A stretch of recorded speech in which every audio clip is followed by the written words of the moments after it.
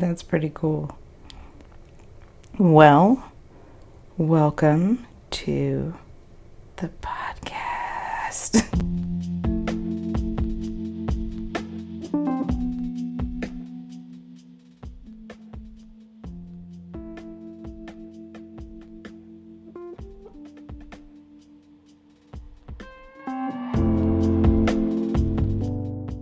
Hi, everybody. It's your host of Freedom to Fight, and Anura Mathis. I have another exciting guest on my show today.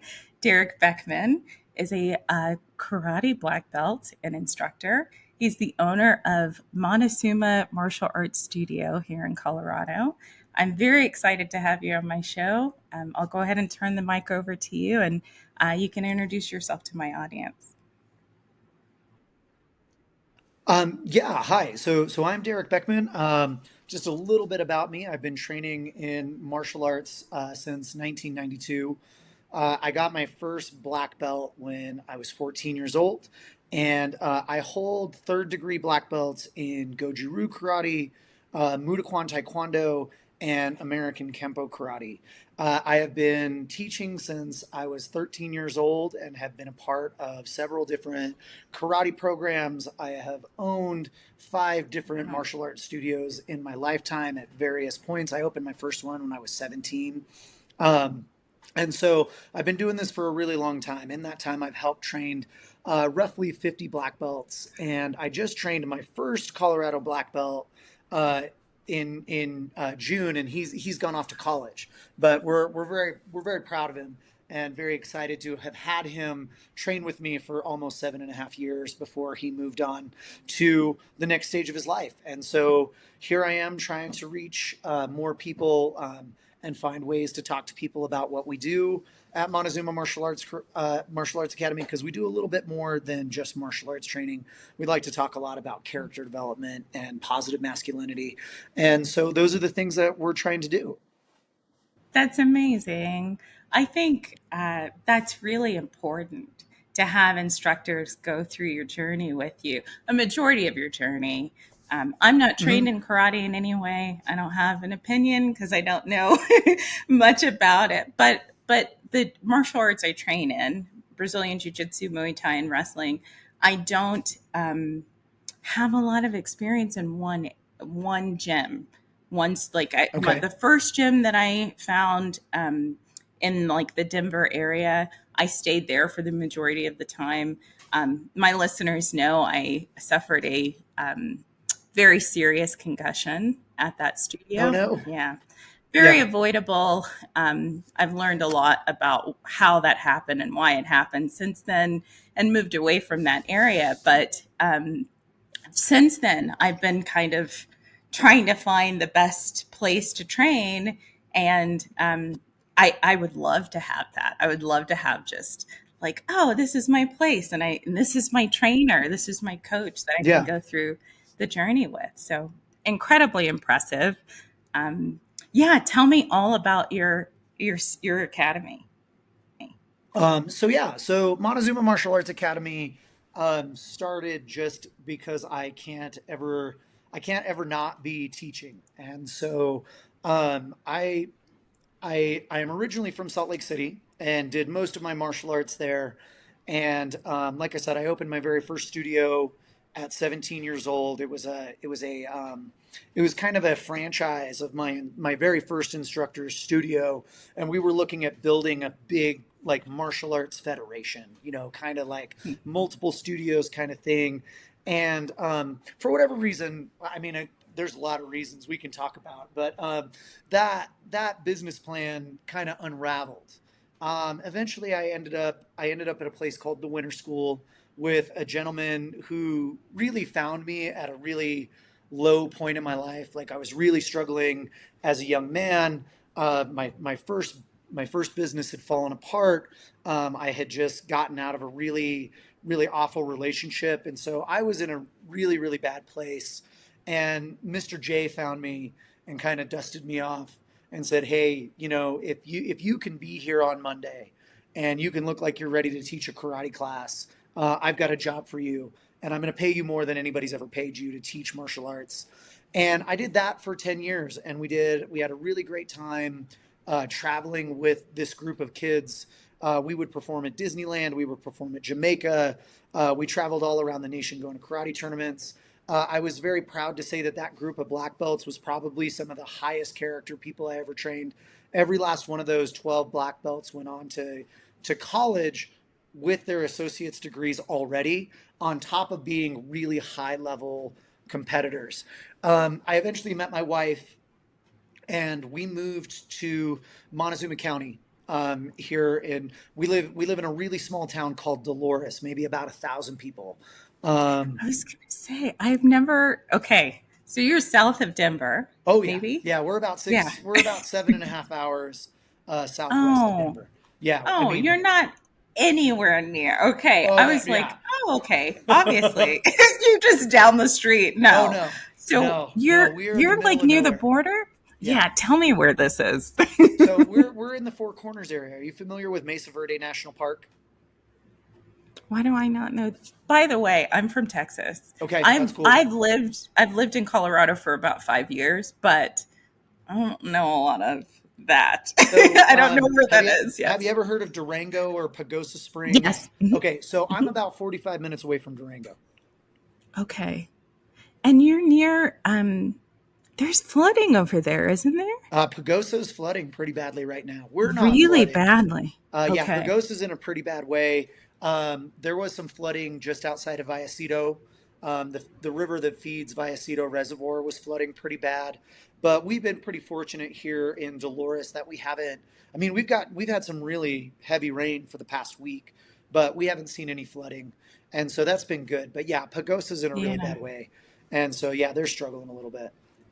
It's awful to see it because there's so many natural disasters that have happened here.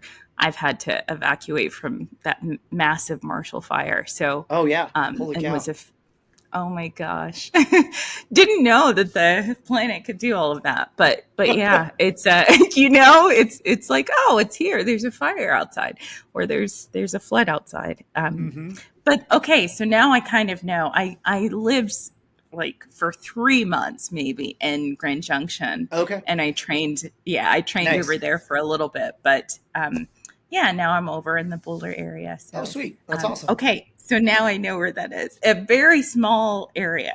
Yes, yes. We like I said, our the county itself, Montezuma County, maybe has 50,000 people total between Cortez, which is kind of like our big city, and then Dolores and Mancos are kind of like the three big cities here in Montezuma County. And so yeah, it's a great place to live. I never imagined in a million years that I would live here. We would come down here to help my wife's parents build their dream home.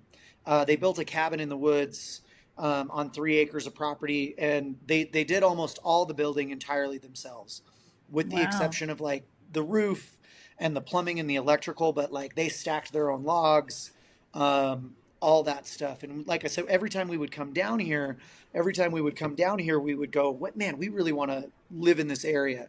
And finally, it had come to a point, like I was really frustrated. Like I had not been teaching for a long time. We had had our first kid, and I was working 3 jobs at the time. I was working for an outdoor retailer, and then I was working for a ski shop, and then I was working for the winter school. And to be the kind of dad that I wanted to be, an active and present father, I went to all 3 of these jobs and said, "Hey, you know, I need you guys to pay me so that I can only have one job." And all 3 of Yeah. them told me no. Like we just don't have it in our budget to pay you that sort of thing. And so I had gotten a big boy job. I was delivering laundry for Aramark Uniform Services for a little bit. And I was getting ready. I was really tired of that job. It was really long hours. Um, and even though it was Monday through Friday and it allowed me to be home, it was just enormously taxing. And so I was really burnt out on that job. My wife was really burnt out on nursing already. And so we finally just said, why not? And we put our house up on the market. We sold it within like 3 weeks, made a handy little profit, Nice. moved out here, and it's really turned into the best decision we've ever made. We discovered how much we really love mountain biking and the outdoors out here. And then we finally had the opportunity. I opened my first karate studio here in Dolores in 2018, and it was doing really well. We had moved several locations. Like we had started at the community center and outgrew that, and then moved into a yoga studio. But yoga and martial arts, while very similar, we do not have the same.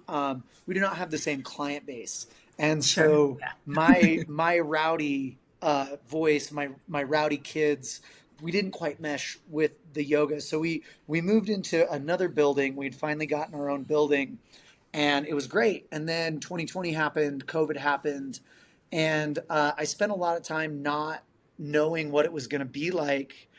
So March of 2020, everything shuts down. Uh, Here in Montezuma County, we weren't really able to get back to work until maybe May. And when I opened my doors again, um, half the town thought I was a hero for, being open and being willing to do this. And then another Yeah. half the town thought I was some kind of, what are you doing? I can't believe that. Like, we're still not Sure. through this kind of. So that uncertainty led me to close that door. And like I said, I was really heartbroken. I really had spent a lot of time and investment, and that particular studio actually almost ruined my marriage because I was working a day Oh, job no. for Osprey Packs, and then I was working evenings at the karate studio trying to build this thing, and I was Yeah. getting ready to. It's really funny. I went through and had filed for a business loan to expand so that I could quit my day job. So I filed for that business loan in March 12th of 2020. The county shut Wow. me down on March 17th. And so I had to go back to that business loan and be like, cancel it. I don't know what's going to happen. I don't know what we're going to do here. Wow. And so then we spent a couple of years just kind of floating out in the ether. And I had a couple of private lesson clients. I was teaching out of my garage, which I always said I'd never be that guy. I find it to be enormously unprofessional to be, Sure. you I know what you know, mean. Yeah. and so I have an image in my head about the kind of business that I wanted to run, and teaching out of my garage was never in that plan. Um, the clients that I was teaching eventually came to me because they had heard that we were entertaining the idea of starting something bigger, and these partners, they were successful business people themselves. They offered to buy us a building and rent it to us on the cheap. Ah, And so we finally just realized that we didn't. My wife, again, was really burnt out on healthcare before COVID, and COVID just cemented the fact that she felt like she needed to get out. I And can imagine. we were trying to figure out a way to get her out of there. And she had discovered in that time CrossFit and functional fitness and really loved it. And so we found a way to make it happen. We had some equity in the house. We had an opportunity to get a cheap building with the support of our partners. And we finally just said, you know what? We're jumping in. We're going to make this business happen. We don't know what the future is going to hold. We're just going to try our best to create a future that we want. And so 2 years later, here we are. The business is doing well ish. It's paying its bills, but it's not quite paying enough bills for the business and for me to not have another job. So I sell houses on top Oh, of, wow. yeah, on top of being a martial arts instructor. And then how I got into video tutorials is I was really just looking for other ways to just have another product offering, have something else, because like I said, we live in a town of about 1,000 people, and so like our base, our ability to draw on. I deal mostly with kids. Kids are my wheelhouse, and so we just don't have a big enough client base really to kind of support the program the way that Sure. we would like to see. So I was like, how can I reach more people? And so I've been trying to monetize my YouTube channel for the better part of a year. That has been going really slowly, and that's fine. I'm not, I'm happy to be trying to figure out my niche, figure out how to Sure. try and talk to martial arts people and get them excited about the program. And I just I like it. I wanted to be a stuntman in another life, So finding a way to get in front of the camera has always been something that I've wanted to entertain. And so now I get to do it on my own terms, and I don't have to try and figure out how to break into a field that I What's don't up, know everybody? any. This is my new favorite foot drill for point sparring. So what we're going to do right here is we're going to start with a nice fake step there with that lead. From that fake step, we're going to shuffle feet together and just work our L step out. So when we're here, 1, 2 off the line. 1, 2 off the line. One more time. Off the line, switch. Now, one of my favorite things about this is that you can start incorporating a lot of things. So there's my low fake. There's my high fake. I can go low fake, reverse punch, shoot out. Okay? Low fake, high fake. I can start messing with this however I want. 1, 2. I can add as many steps on that front side as possible, but then when I need to work that cut out, I can make that part of my drill. So I can make this as basic as I want. Okay, 1, 2, 3, or I can start adding some moves, which is really cool. But that is something that has just really changed my footwork drills to make them a little bit more dynamic and a little bit more interesting. I'm Mr. B. Follow us at Montezuma Martial Arts Academy for more. Until next time, train hard, fight fast, score first. Awesome. I don't know anybody in or how to even Sure. get introduced to the right people. So it's just like, well, you know what? I can still make videos. I can still make content. I can still have fun, and kind of do it on my own terms. It's very punk rock. I really like it.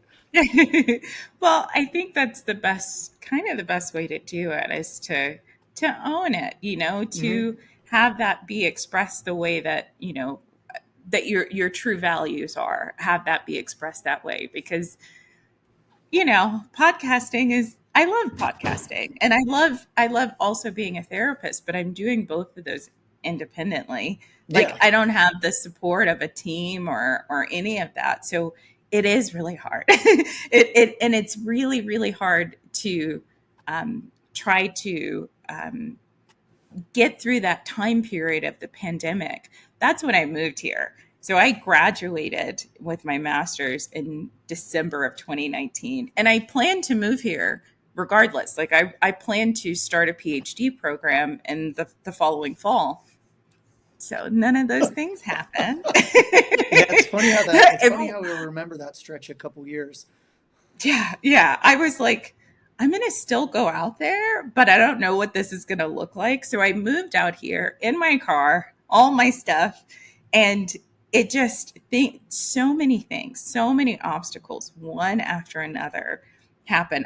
I've had a lot of family loss, and it was like the second that I was here and kind of getting situated, there was another family member that would pass away, and then Ugh. another. And it was like every 6 weeks, there was somebody that my family lost. So that alone put a lot of strain on my family and myself and my progress. And that's where you can easily just give up and just say, like, well, all Yeah, of these are signs that I shouldn't be moving forward. But um, I'm really glad that I made the decision to start my own businesses and do it on my own, even though there are times that nobody's listening or like nobody's responding or, I yeah, don't have clients, something like that. I think that it matters so much to hold on to your dream, and to fully believe in it. So I'm proud of you. well, I'm thank you. happy for you. Thank you. Yeah, no problem. And it's wonderful you're doing that with your partner.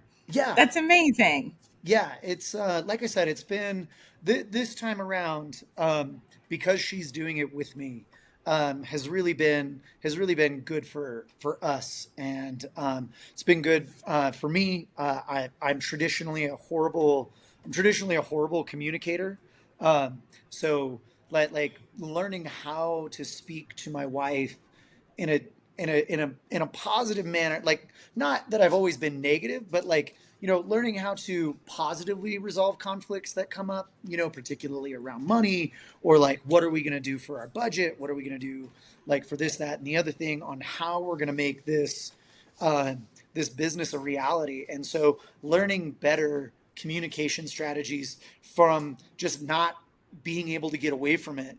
I am a Sure. traditionally, like, if I can't fight my way out of it, like, physically, I traditionally like to avoid conflict. So like if it's a verbal debate, or like if I'm fighting with my partner, like, and we're having a heated discussion about whatever it is, I traditionally like to shut down and just be like, look, Okay. I'm in a position where I can't really talk to you because I'm having trouble processing my words. And Sure. I generally like to leave that situation, mostly because of how I grew up and how I saw my stepfather like handle those conflicts. It wasn't very healthy. And so rather than move into a realm where I know that continue to get upset, is just like I would always just leave. And so I can't do that in this particular instance anymore. And so I've had to learn how to communicate with my partner in a much more effective and positive way. And it's Yeah. really just been through this process. Like, we have to have hard conversations all the time, and we have to be willing to listen to one another.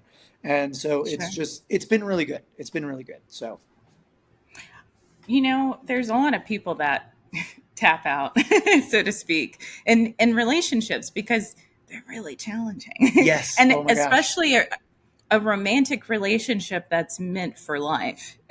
So that's kind of a different realm of things, but being able to communicate and stay regulated within a argument is so imperative to learn. Oh Oh my yeah. gosh, all the relationships, including the relationship I was in when I moved here, oh my gosh, just constant like drama. That's what that's what a lot of people. She's so sweet. Thanks. Thanks. No problem. She's a pretty good kid. She wants to be famous. She wants to get on Uh, camera. well, interesting thing about Beats and where we're at now. She just qualified for a tournament in France of October 26th. Whoa. So yeah, so she got it. We were at a tournament in Arvada just recently, and it was a qualifier for the International Combat Organization World Games in France. And because she won first place in a couple of her events, she got invited to compete in that tournament to represent the That's United States. amazing. So yeah, she's on her way. That's so sweet.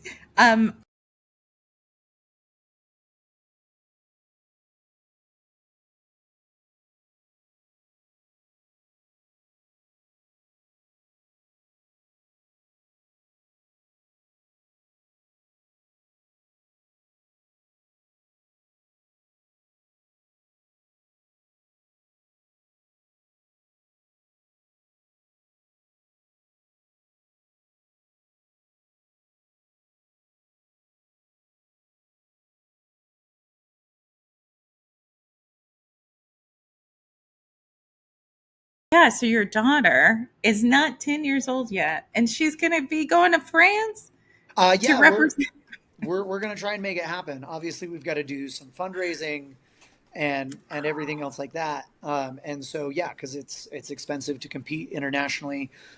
Most martial arts players don't get paid to compete even when they're good. And so like, yeah, it's a really big opportunity, and we're happy to try and make it happen for her. But yeah, we've got a long road ahead of us to get those funds raised and everything else like that. But yeah, to even be invited, I wasn't invited to be on my first international team until March of this year. So I'm actually traveling. We're all traveling. We're going together, but I'll be representing the United States at the World Karate, or the World Kickboxing and Karate Union World Cup, in Trier, Germany, in about 2 weeks. We leave in about 7 or 8 days.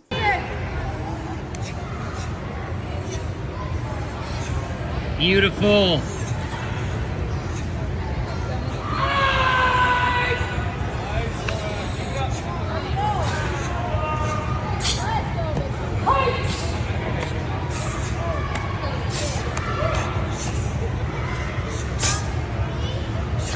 Nice. Nice stances.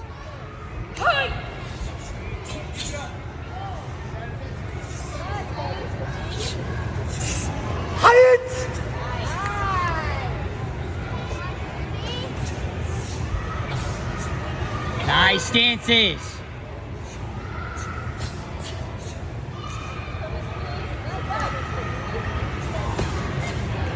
Go, Mr. B. Beautiful power.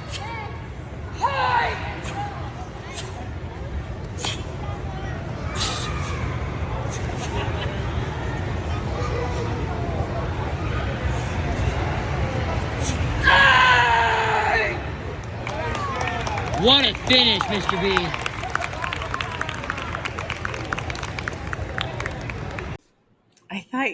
I think you told me a little bit about that. I'm like, wow. I didn't grow up training in martial arts. So I can tell you my story, but I think it's incredible Well, thank that you. it's this whole world of people like dedicating their lives to training and then teaching other people and then traveling. Yeah. Like, oh, there's a whole world out there that I'm just like kind of dipping my toes in. Like I'm and I don't know anything about karate. So as a person that doesn't know anything about karate, Mr. B, why don't you tell me about karate? Tell me what the differences. There's several different kinds of karate too. Oh yeah, I mean, so karate is there's a ton of different styles of karate.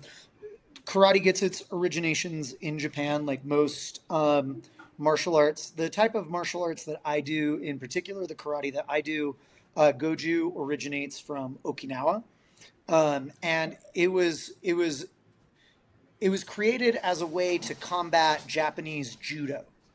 And so a lot of Hmm. when Goju-Ryu was created in Japan in Okinawa, Japanese judo was very much the rage. Everybody was doing it, and the gentleman who started Goju decided that he wanted a counter. He wanted an antithesis to Japanese island judo, and so he created his whole system around grab defenses and throw defenses, and also adverse terrain training. Because Okinawa, it's a small island. They spend a lot of time on the beach, traveling up and down. It's also a pretty mountainous island in Japan, and so like he wanted something to combat that, and so that's Goju-Ryu.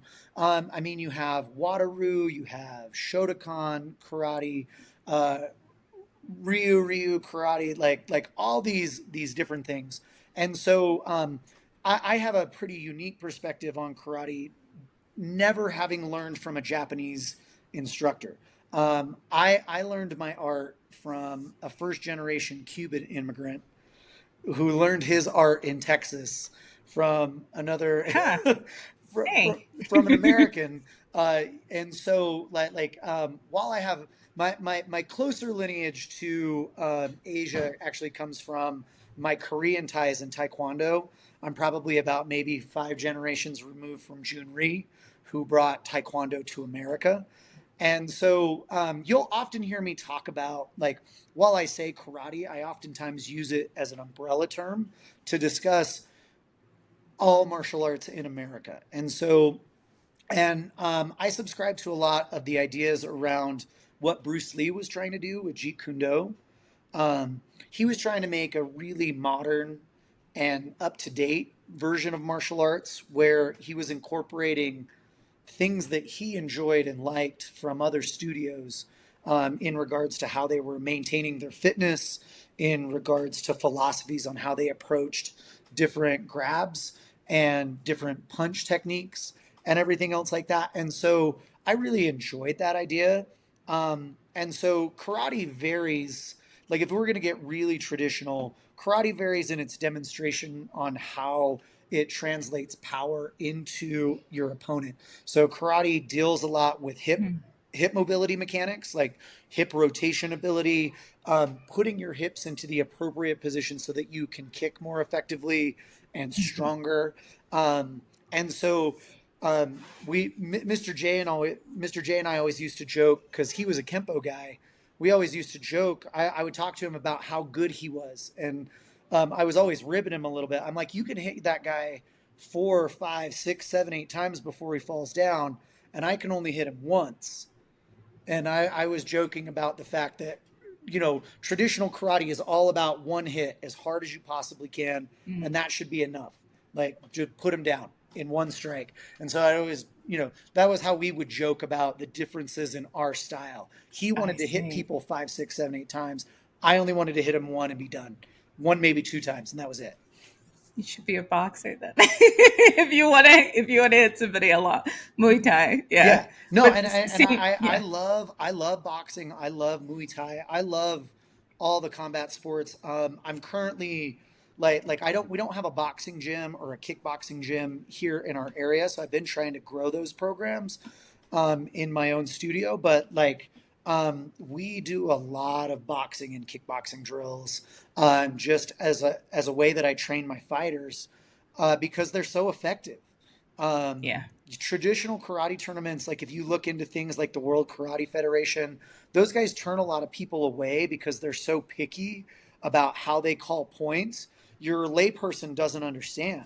And like even somebody who's been introduced to martial arts will watch a big time event, like even the IKF, the International Taekwondo Federation, people who um, participate in the Olympics, they'll look at this and they're like, I don't understand what's going on. I don't understand why this fighter won and this fighter didn't, because it looked like that other fighter had something going huh, on. Like, I don't understand the point system. And sure. so it makes it enormously difficult to train fighters when they want something a little bit more exciting, like a Muay Thai class or a boxing class, because they get it, Sure. they understand. And I think that it's really just finding what martial arts art works for you. Yeah. Like I didn't know anything about martial arts. I took a self-defense class, a women's self-defense class, and realized it was an MMA gym. So that's how I got involved in those martial arts. But if I would have found your academy or a different place, if I would have been in a different place, that's probably something I would have connected with as well. But I really like kicking. Yeah. I love kickboxing. It's a lot of fun. Yeah, no, kickboxing is a ton of fun. Sparring practice is my favorite. Like it is my favorite. It's you get a good sweat, you get to have a little fun. There's a lot of problem solving associated with combat sports that I don't think a lot of people take into consideration surrounding strategy and what I'm going to do. So it's very engaging. Right. Combat sports is very engaging Oh my on a gosh, lot of yes. levels, and so it's not just like tough guys and tough gals beating each other up. Like there's a lot that really goes into it, and it's so much fun. I love it. I think that's probably why I love it. Well, I love it in both aspects, the physicality part of it, but the thinking part of it, Hmm. especially in jujitsu. Like I'm a deep thinker. I'm an introverted person. I'm a therapist. Like I spend a lot of time in my head and my imagination. And so thinking about the position you need to be in and how much force you need to use, thinking, I love that part of martial arts. Yeah. And I think that also helps kind of, especially in jujitsu. I don't think I can say that about any other martial arts because I haven't trained as much in those martial arts. Jujitsu is where I have my most training, but it helps to develop your intuition. Hmm. So it's like, and it gives you confidence within yourself. So it's helping you to trust yourself. Yeah. I know I can perform these moves. I know that I can get out of that. Like Yeah. it really develops your confidence, and then that just expresses itself in your everyday life. And that's why I started my show is Nice. to share this gem. That it's not just about the combat part of it. Yeah. The combat part of it goes deeper and it develops you as a person. Yeah.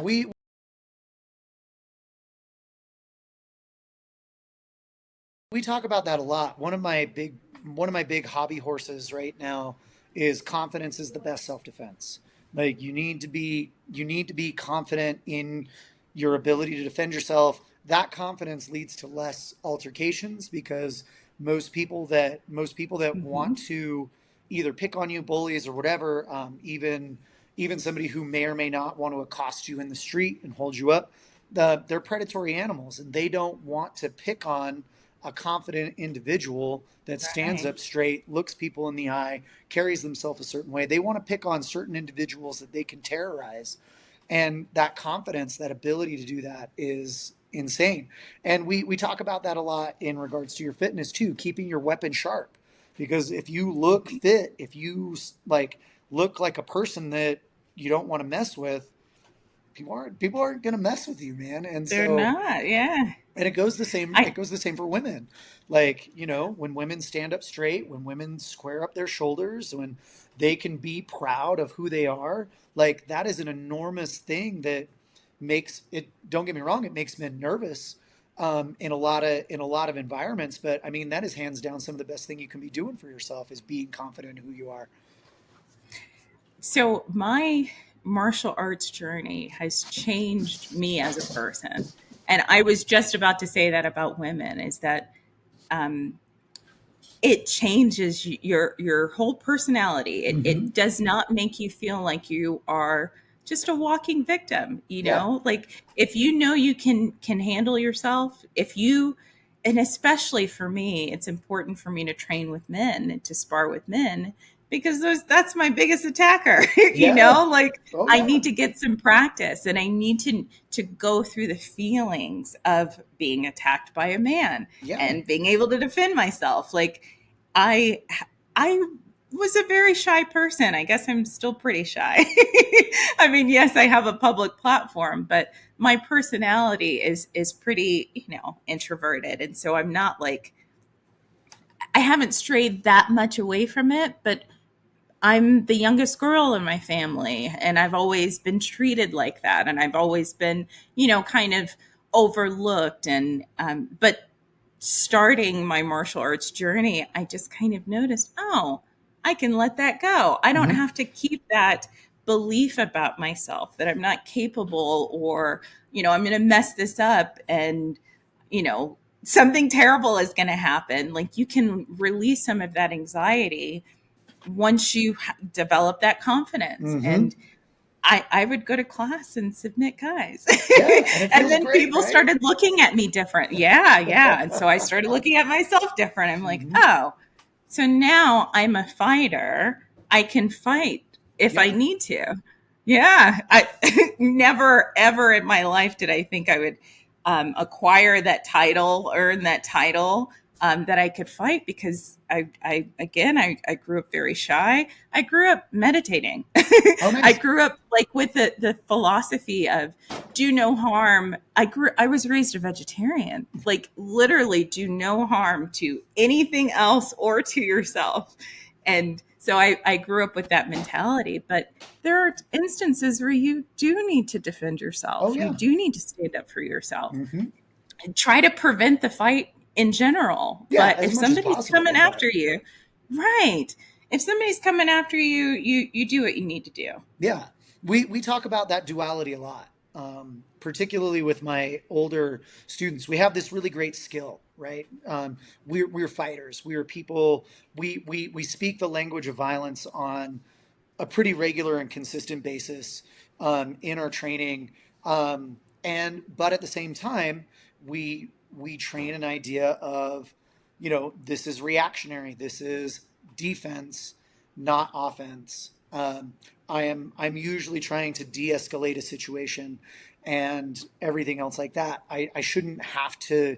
I shouldn't have to use my martial art to get out of a situation. Like there's a exhaust all other things. And I find that a lot of people really struggle with that, men in particular, to have this this part of us where we're really good and capable um, at practicing our violence, but at the same time, we're still expected to be grown-ups about it, be men about it, and find other ways that doesn't just devolve into the boyish. I need to be the biggest guy in the Yeah. on the playground. I need to be the badass. I like no, like I can have this ability. I can have this skill, but I don't need to hurt you. um, I can, but you should Yeah. really consider it. And we used to talk about how, when we still talk about this a lot, the person needs to deserve it. Your martial art, they need to, because there's a lot of things that go into an altercation. You're going to Yeah. have to call the police. Um, I think about this a lot as a man. I'm probably like, even if I were to get into a bar fight, just like whatever, or out in the street, there's a very real possibility, a non-zero chance, like that I will spend a couple hours in jail, good guy or not. You know what I Yeah, mean? If the cops show it's up true. to where I'm going and we're in the middle of a tussle, I'm at the very least spending time in the back of the squad car while people are getting stuff figured out. Um, Yeah, Women have the benefit of generally being, you know, in a situation where if it's a woman versus a man, most people are generally going to see the woman as a victim right away, and that's fine. I think that's totally fair. Most of the time, it is like, but as a man, if I am going to spend time in the back of a squad car, if I'm going to have to talk to the sheriff, if I am going to potentially have to, if I'm going to potentially get sued by the person that I was defending against myself against because they had hospital bills because I broke their nose or dislocated their shoulder. Like, you better sure. 100% be worth that Yeah, effort and that struggle that I'm going to have to deal with, because there's a lot that goes into a violent altercation that I don't think enough people consider that, like the not at ramifications all. afterwards. And I think that that was taught to us in all of our classes. Like, don't go looking for the fight, be ready to fight. But also, when it takes place, things don't ever go the way you think it's going to go. You have the confidence, but in reality, if you're in a gym, that's different. Yeah. There's mats in the gym and that's soft. But if you're in a bar, if you're on the street, you have those elements to deal with, Oh yeah. you've got maybe a crowd of people, like there's a lot of other things to think about. And also, like you're saying, make sure it's worth it. Make sure they're worth your martial art, because it can literally change your life. Oh There's yeah. a real, I can't remember who the guy is, but maybe I can share it. He's an instructor giving teaching a lesson to his class members in a martial arts studio, and he's talking about um, this instance where it was a bar fight, and I think the one of the guys, hit the other guy, and he fell and landed on like the sidewalk or something like that, and it killed him. Yeah. And so, and the guy went to prison because of that. And it's like, what are the things you could have done to prevent this? Yeah. Alcohol changes things, Oh, drugs, substances changes things. And I'm not going to say every substance is like alcohol, because it's not the case. Alcohol is very dangerous in my opinion, and there's a lot of scientific research, but I'll just say that I second everything that you said. Like, don't think that it's just like I have this skill and I can just, go out in the world and pick fights or defend myself, because, you know, if you are connected to a higher power, that higher power has maybe a different plan for you. yeah. So just be cautious. Yeah. Yeah, we operate from. If you ever get the opportunity to read the Karate Dojo, I highly recommend it. It's a Okay. really, it's just a, it. Most of the stories in the Karate Dojo are fantastical stories, but it's where we learn. It's where we learn, or at least I really took away from it, the idea that a karate man is always a gentleman first, and so like you want to be considerate of other people's situation, particularly if they're trying to start a fight with you. And again, as men, um, sometimes we have permission to do violence. So think about police officers, think about bouncers. There are people that have permission, right? I typically do not. Even though I'm a very proficient practitioner of martial arts and violence, I almost always don't have permission to enact violence in any setting. And so, like, I had a situation in a bar once as a young man, and a guy was very obviously like just not going to leave me alone, and I had to take that into consideration, and so I had to think about. And this was a bar that I frequented often, and I wanted to go back there. I had friends there. I knew the owner. If I Yeah. just like lay this guy out, or if I cause a big scene, they're never going to treat me the same way again. But there's an individual employed by that bar that has permission to do violence and to escort this gentleman out, and Yeah. also carries a certain amount of gravity with him for the other person involved in that altercation. And so my job isn't to knock the guy out. My job is to make sure that he remains focused on me and doesn't start crap with somebody else until the doorman, the bouncer, can do his gig, or the cops Yeah. can show up and do the people that have permission, the people that have the authority. That guy doesn't know me from Adam. He doesn't know who I am. And Yeah. so and also those bar owners don't want just some random person getting in a fight in their bar. It makes them look bad. And so yeah, Yeah. like we always have to like being able to practice your art outside of the studio is an enormously difficult thing. And that's why I like to compete so much, to scratch that itch. Is like I want to do my art, and I want to do my art against Yeah. other people, but I don't want to go around looking for trouble, and I don't want to go Right. around causing violence in places where I don't have permission to do that violence. So I was going to ask you, Mr. B, if you're not able to express it, as often as you'd like, how do you express it? And you just answered that question through competition. So tell me, how do you prepare for a competition? Oh, it's just training every day. I mean, like I try to Yeah, get my head right. So I spend a lot of time journaling. So I monitor. In most karate competitions, there are weight classes, so I monitor my weight very closely. I was a wrestler in high school too, so aw. yeah, there's I love yeah, wrestlers. wrestling's a ton of fun. I highly recommend everybody do that sport at some time or another. Like it's great. And so I monitor my weight very closely. I journal. I talk a lot about my strength training. I feel that all martial artists should incorporate some form of strength training. For sure. And so I practice my katas, and then I spend a lot of time just in the gym. I mean, that's real. Like that's part of the reason why I started a studio, was so that I could train Sure. and do my thing and have an excuse to get paid for it at the same time. Hey, that's a great idea, actually.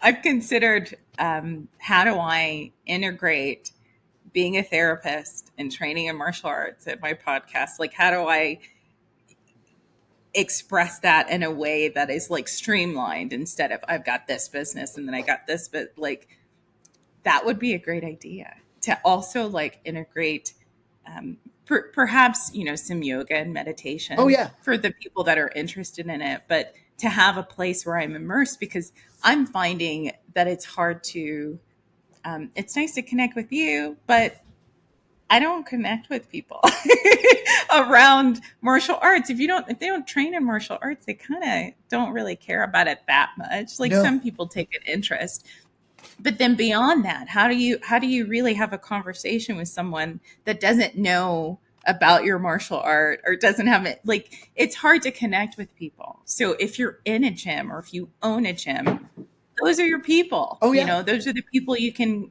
talk to and connect with, and they're your teachers as well. But it's kind of isolating, I'll say. Yeah, it can be enormously isolating. I find that older men in particular, the reason why I end up coaching so many kids, you want if I don't meet you at a certain point in your journey, particularly around 7, 8, 9 years old, if you get into your teenage years, you've moved on to other things. You found basketball. You found Sure. you've found other things, so it's enormously difficult. And then I find that other men my age, like we I have a couple of gentlemen that do train, that do show up and like to fight, and are finding some value in what I do and what I want to do with them, as far as like how I want to be be the example for being better men. in our community. And so Sure. like I've got a couple of, but I find that a lot of guys are really insecure about it and Hmm. enormous that they like taking that leap to either get into the gym or get into the karate studio. You have no idea how many people I talk to like, oh, you teach karate? I've always wanted to do it. And it's like, well, shut up and come do it. Like, Sure. Right. like just just if you've always wanted to do it, what's stopping you? And it's like anything else. The thing that stops people is their own excuses. And we always say we live in the real world too. I get it. Family time is hard. Getting another disposable income hobby is not always at the top Yeah. of people's mind. Sure. And so but like yeah, that like it's difficult and isolating. I train so much and I teach so much and I work so much that yeah, I don't connect with people outside of the studio very often. When I do, it's great. It's a gem. I love it. But it's hard. Yeah. I'm a weird person. I like weird things. Like I'm attracted to unique things, that rare things, things that are not really explored. But I do think that, like, yeah. I kind of like it. It's good and bad. Yeah. It's good and bad that not a lot of people know about it, but I would like more. I would like more of a community, and maybe I can develop that. But but yeah, I think that I've talked to a few friends about training, and it is. I think it's a matter of confidence. They're like, I really want to do this thing, Hmm. but I do think as a friend, I could kind of guide them. Just be a supportive person. Yeah. These are my experiences. This is how it's changed my life or improved my life, and that's really all you can do. But I'm going to shift a little bit because I do want Okay. this has been on my mind since you've said it. I'm a therapist. I've been through lots of therapy. And I do want to ask if you have any experience in therapy, but I want to talk about specifically that aspect that you brought up earlier about communication with your partner in general, um, the whole regulation part, because I think that um, this is what a lot of people suffer from, especially men, being able to stay in the moment Hmm. and not be too overwhelmed. So I guess I'll start with that. Do you, Mr. B, do you have any experience in therapy? Have you ever been to therapy I before? I have. My wife and I have been to couples counseling. I have done some personal therapy in the past. I had a very abusive stepfather, and when that happened, like part of my journey was to try and talk to somebody about it. When I was really young, about the age that my daughter is now, we had to talk to some grief counselors because we lived in a part of Salt Lake City where we had drug runners. So there were several drive-bys in my Oh, neighborhood growing up. So grief counseling, marriage counseling, I've done a little bit of personal counseling just to work on my ability to talk with my partner. Because I am in it for the long haul, and I find that most people that I've ever seen or know people that get divorced is it always happens with a breakdown in communication, and that hmm. communication is always like if my wife and I's communication ever breaks down, that's when we have problems, and Sure. so I've always wanted to perfect that and find better ways to communicate with my wife because again I don't like you know she's the person in my life every day, and so we're big advocates for it. My son currently attends a lot of therapy, um, and I have so two children. yeah. Okay. And Yeah. and I say my son, I need to say my child. He identifies as non-binary, and Okay. so he Soren attends therapy for that. Beats his ass several times, and so we're working on that. So we find a lot of value in giving our kids space to talk to other adults where they might not necessarily feel comfortable talking to us. And while that breaks my heart as a parent, that that they want to talk to other people about what it is that they're going through, therapists generally have more tools to help them. And so Well, certainly, yeah. yeah, and so I have to give up a little bit of my pride as a parent to say no, you can't give your kids enough good role models. if there's a therapist that can help them, that's where they should be. Well, and actually I think it's both. I think that it's a community effort Yeah. to help with healing. And our society is operated where everybody's doing things on their own and it's everybody out for themselves. But traditionally or in tribe culture, they do things as a collective, as a Yeah. whole. Oh And yeah. so I think it's both. There's so much value and you can't compare it. There's so much value in both of those aspects. Like you need it. You need Yeah. all of it. And so yeah, so my experience with therapy has been generally very positive. And I, Good. yeah, I encourage anybody who might be struggling or anything else like that to talk to somebody. Like, and there's so many ways that you can have therapy. I mean, we've done like both, almost all of our therapy sessions, because of where we live, have been through Zoom meetings like this. And Yeah. so, like it's easier if you've got a little stigma about somebody seeing you talk to a therapist, like, it can be a little bit more discreet and you can do it. But I have another father that I know who is like, man, therapy is one of the best things I ever did. It helped me kick my alcohol. It helped me kick my pot. Like he was very proud of the fact that he's been sober for 2.5 years now, and his relationship with his wife. And again, yeah, like I probably would not have the tools or the patience, despite being a 30-year practitioner of the martial artist who's supposed to be patient, without therapy, without being able to access those tools that we were given to communicate better. And so I can't advocate for it enough. I think that's amazing. I think it's almost 50-50. It's a hit or miss because you got to have all the scenario, all of the aspects in the scenario just right. The right practitioner, the right therapist. You've got to be in the right mindset. You've got to pursue that, and Mm-hmm. it's a collaborative effort. You have a guide, somebody that has a wealth of knowledge to share with you that you can then implement. But the implementation is really important. Yeah. So some people will just do the one part. I'll just show up and I'll Mm-hmm. just talk to this person for an hour or Yeah. whatever. But they won't actually integrate it, but they'll just kind of claim it as, I'm in therapy, everything is fine. Like, but there's a core of that. There's things that are missing that we don't learn as children. I Mm-hmm. didn't learn as a child. I didn't learn in my teenage years or my 20s. I had to pursue that in psychology education and then also in therapy, that to understand myself, because I had that desire, I had that curiosity. But it's not just that we're born with it or our families know everything and then we're just prepared for life. That's just a fallacy. It's Yeah. just not it's just not true. Most Yeah. people go to therapy because of their families.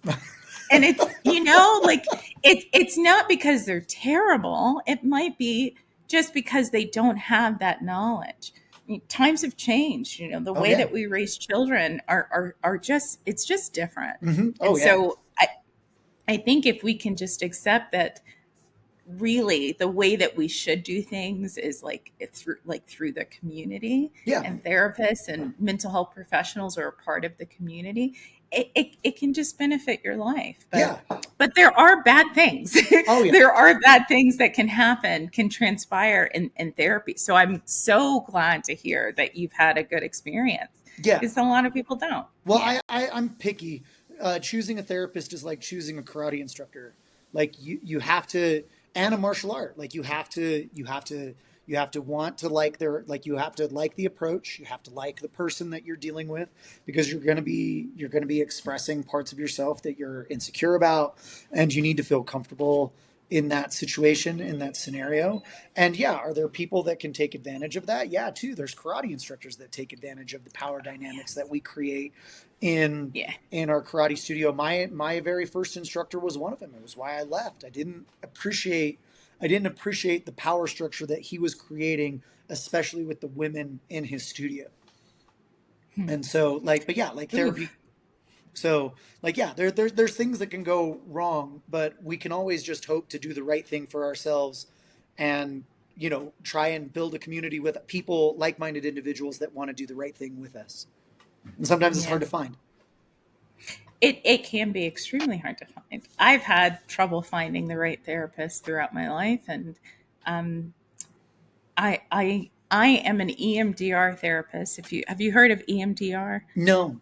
Mm. No, no. Mm. It's becoming more popular, but it's like a variation of hypnosis. So Okay. EMD EMDR stands for eye movement desensitization and reprocessing. Okay. It's a therapy that helps to rewire your brain, which is all therapies, but the way that this works is either through eye movements. A practitioner is using either their finger or an object or an actual a sound bar that will Okay. show the light that you can follow. Or for me, all of the EMDR I've done as a person, I've done tapping on my shoulders here or on my thighs. You can do the butterfly, Okay. but you're doing those tapping, that tapping while you're talking about a trauma. So I bring this up because you were mentioning having like a hard time staying in an argument and not just taking off. Because you've become dysregulated. I'm going to get more upset if I don't leave. Yeah. And I think that is incredibly healthy to do that with limits, like if your partner needs you to be there, and there's other aspects to it. But Yeah. in EMDR, it's allowing you to talk about that difficult topic. That the tapping is helping to process that trauma. So everybody experiences trauma, Yeah. but in certain events, that trauma gets trapped. So you'll that will be expressed in your body. Like a lot of people say, well, it's stored in your body. Well, what does that mean? It means that you might have physical ailments. You might have I've for pretty much my entire adult life have had issues with clenching my jaw. Mm-hmm. So I'll do that throughout the day and I'll do that while I sleep. Um, there's other tics that I've picked up that is just my trauma expressing itself. But EMDR allows you to talk about the trauma without being dysregulated. The tapping helps you to regulate and helps you to process that trauma. And the amazing thing about it is that once you go through that process, once it's effective for you, that's it. You won't have those overwhelming feelings anymore of I can't breathe, or I feel like I'm going to die, or I feel like I need to fight, or that fight or flight, Yeah. that system that everybody talks about, the fight or flight or freeze. Mm-hmm. Also, feign is part of it, which is people pleasing. When you go back into your trauma brain, your Yeah. trauma, EMDR allows you to be in the present moment, talking about that trauma and processing it. And then once you process it, it's gone. Those feelings Nice. don't return. So I went through EMDR. I'll just disclose really quickly, through all of the deaths in my family, I unexpectedly lost my mother at the beginning of 2021. And so I had to go through quite a bit of therapy just so I can be able to continue to perform therapy. So Yeah. EMDR allowed me to process like my 10 top traumas that were just plaguing my life and get out of toxic relationships. And it gave me freedom. So I was doing that alongside martial arts and Oh, nice. talk therapy and meditation and all of these things so that I can then come out a healthy person and Mm-hmm. talk about my experiences. But without EMDR, I don't think that I would probably be able to talk about some of these traumas without just crying, Mm-hmm. or just it ruins my whole day or my whole week, or I'm just in a depression, or whatever it is. Like it helped to unstick me. Nice. Nice. Yeah. So that's why I learned the training and I'm an EMDR therapist, because I know it's life changing. But um, that's a recommendation if you're looking for one, if you're looking for Okay. a different experience in therapy. I'm a remote therapist as well, and so I will perform EMDR either modality Mm-hmm. through virtually. I have done that in person as well. I've done it over the phone as Nice. well. It's effective just to talk to someone and guide them through that. There's meditative practices as well in EMDR, but it's really about being able to regulate yourself while you're talking about the trauma and processing that and getting your life back. Nice. Nice. Yeah. It's awesome. I like Yeah. it. Yeah. I wish more people knew about it. I try to talk about it every episode, but Yeah. I should do my part in making some animated videos and really sharing this information with the world, because there's therapists that aren't trained in EMDR. Yeah. I didn't get trained in EMDR when I was in my graduate program because it's not available. Yeah. You have to finish your master's and then you qualify to even take the training, Oh, wow. which is an extra $2,000. So Oh, yay. yeah, right. More debt. Please just stack that up. Thank you. But that it just creates an obstacle for other therapists to get that training and to be able to help. I mean, people that have been suffering for decades will go into a EMDR session. They'll go through a few sessions and that trauma will be processed and they'll Nice. have their life back. Yeah, we'll have Incredible. to scope it out. So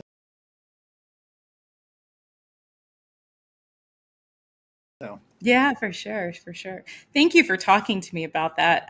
yeah. I brought up the therapy aspect because I find martial arts to be very therapeutic. Oh, enormously. For it to be something that focuses your mind. I look at martial arts as a meditation, really. Yeah. Yeah. The only college class I've ever taken, I'm not a college graduate, but I have taken some college, and I did take a psychology class, and Awesome. I did write a paper about martial arts as a CBT, mostly because like the anecdotal evidence has always been apparent for me.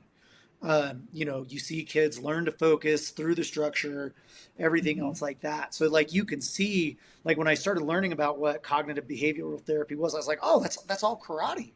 That's all like Yeah. being in class. That's all like that is the thing that we do is CBT all day long. And so yeah, like huge benefits for people. And again, just learning how to focus, learning how to train is enormously therapeutic because it just gives you a sense of control. I feel a lot of people get anxiety because they just feel overwhelmed and not in control of anything. And when you are a really good practitioner of martial arts, you understand you control a lot. Mm-hmm. And it's enormously comforting and makes you feel just really good. And that's where I think that's where that confidence stems from, is your comfort in your own body and your own ability. And then all of a sudden you're just like, yeah, I'm fine. I think that's amazing. Coming from wanting to be a helper, I guess, in some way. I think by the time I was 16, I knew I wanted to be in psychology in some way. I wanted to be a therapist a psychologist, really, which just means I have a PhD Nice. and a license for that rather than master's degree with a license with that anyway. Um, I didn't realize there was so much overlap. It almost seems like it was purposeful that I would find it later on in life that there are two things that don't seem the same at all. Mm-hmm. The therapy realm and then martial arts. Like even when I say that to my family or to people that knew me they're like, "What do you fight? Yeah, Like right. you fight guys?" Like it's just I'm glad that you get it. I'm glad I can talk to somebody that gets it. That it's like exposure therapy. It's like and it's experiential. You're Mm-hmm. in the moment. You're in the moment practicing the philosophies that you were taught. And Yeah. that's how people self-actualize. That's like the last part of healing Yeah. is actually the doing part. So it's incredible I found this. It's incredible I found you and I can promote you. Like your children aren't, your wife's involved, like you're fully dedicated. You're competing. You're about to compete internationally. Like that's incredible. it's incredible to be able to share your story. Well, thank And you. hopefully this inspires other people. Yeah. I hope so too, because that's all I want to do. I just want in a world that feels like it's constantly negative and you're constantly getting bad news, and whether or not you're on social media, I am terminally online more than I'd like to admit. But like it seems like every time you are on a social media platform, they're trying to engage you. I want to be the antithesis to that. I want to exist to inspire. I want people to be like, yeah, we can do hard things. And yeah, like I can be a father and a business owner, or a father and an employee and a husband, or a good partner. You know what I mean? Like you can do these things, but you have to, we talk a lot about effort. You gotta, like, it's not enough to show up. Like you gotta try, and you gotta, Yeah. you gotta expend some effort doing the things that you say you want to do. If you say you want to be a good partner, you got to try. If you say you want to be a good Mhm. dad, you got to try. If you want to be a good competitor, you got to try. Like Yeah. so, and so like that's all I want, is to show people that, like, yeah, you can do these things. You just got to want it. Yeah. Well, you're doing a wonderful job. And it's important to point that out, just that aspect that you have to do the work. I shared something on my therapy page, Freedom to Connect. Counseling is my therapy. Um, Freedom to Connect is for short. I put a reel, I shared a reel on my Instagram, and it's a therapist talking to a client about when to give up on a relationship. When do you know when to leave? And the therapist is just expressing, you leave when that person is not interested in you anymore. I was like, well, how do I know that? Well, are they doing? Yeah, Are they're they? It's trying. not the saying part, it's the doing part. Mm-hmm. And somebody put in the comments, like, well, if they say that they love you and they don't show it the way you want, it doesn't mean they don't love you. And I know that's the argument, yada, yada, yada. But in any relationship, you have to show up in the way that the other person needs and vice versa. Yeah. And if you're not willing to do that, the relationship will fall apart. Mm-hmm. Business, friendship, Yeah. romantic, any of the sort, neighbors, any Yeah. of that. It's Like got to feel you like they're have trying. to. Right. You have to see it. The action is what matters. We all love to be charmed. We like to be, receive compliments, but um, the nitty gritty of it is the action. Yeah. So I think you're doing wonderful in all aspects. Well, thank you. Yeah, no problem. I am going to ask my final question, but I want to leave space if there's anything that you want to share with my audience, or yeah, anything you want to promote, anything at all. This Okay. this is your space. Yeah. Perfect. Okay. So just promote. Yeah, if there's anything you want to share, of course, in the description, Mhm. I'll link your social medias and everything where Perfect. people can find you. But if there's anything you want to promote, yeah, Yeah, go right ahead so or share. so Yeah. obviously, I do a weekly blog at MrBMartialArts.com. I also have a Substack. It's the same blog. It's just sometimes it's easier for people to find you on Substack versus that. And so I talk a lot.